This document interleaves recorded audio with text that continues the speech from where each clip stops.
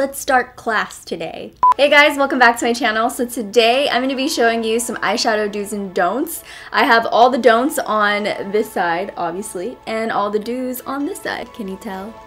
I hope so. So if you're having some trouble with blending or just eyeshadow in general and brushes, don't worry, I got you. If you do any of these things that I'm saying are wrong, don't worry. If you're happy with it, then keep doing it. I'm just giving you suggestions. Don't forget to subscribe to my channel if you haven't already and hit that notification bell so you can be part of the quad family. And if you want to learn some do's and don'ts on eyeshadow, then keep watching. The first thing I'm going to talk about is priming your eyes.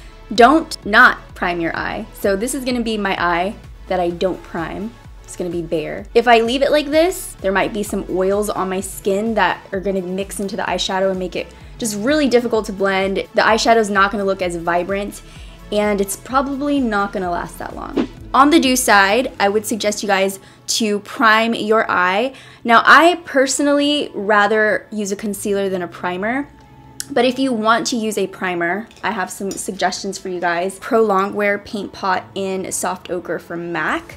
Or the Too Faced Shadow Insurance is also good. I prefer to use concealer over shadow bases just because concealers are a little bit more hydrating. If you already have dry skin, it may intensify the flakiness and the dryness and the lines in your face. But the ones that I suggested to you are pretty good.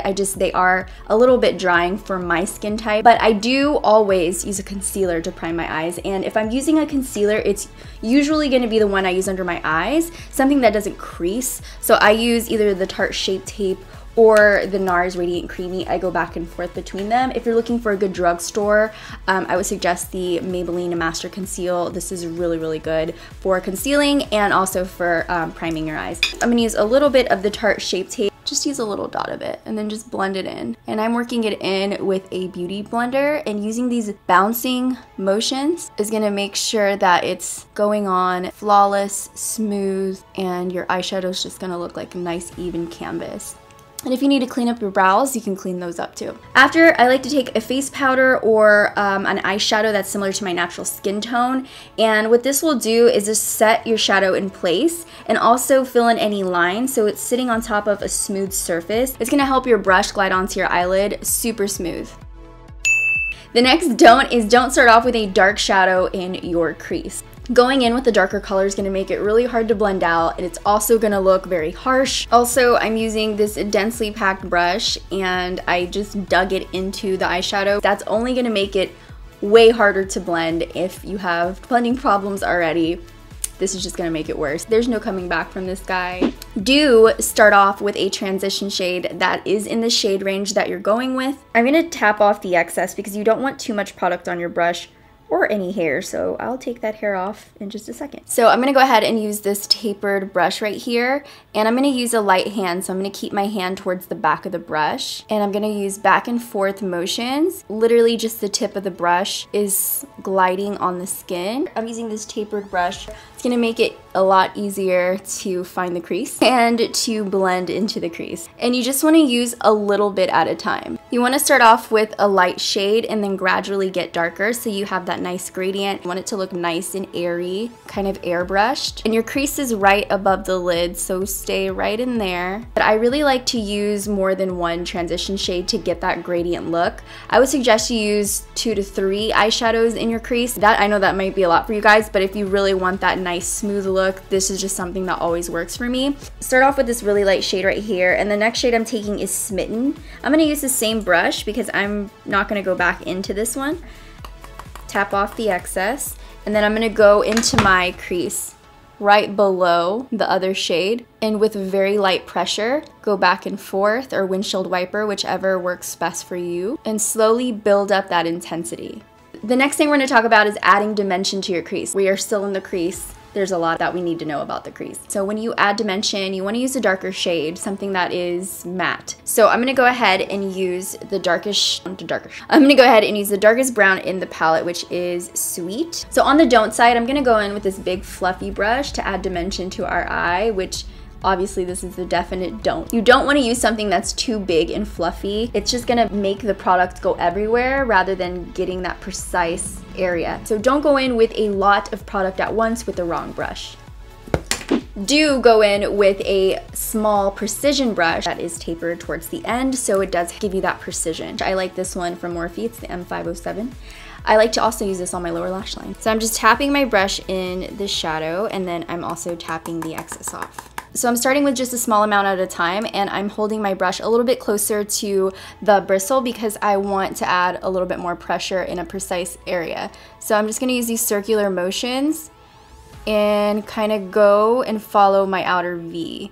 Remember that shadow gets buried down right into the brush, so you'll always have enough shadow to work with. Once you feel like you absolutely have nothing else on your brush, then you can add a little bit more at a time, but still patting off the excess. You want to slowly add on and not pack on all at once. So the next thing we're going to talk about is blending your eyeshadow. So after this is all said and done, you still want to go back over with a clean blending brush. So here are two brushes. This one's densely packed and dome shaped.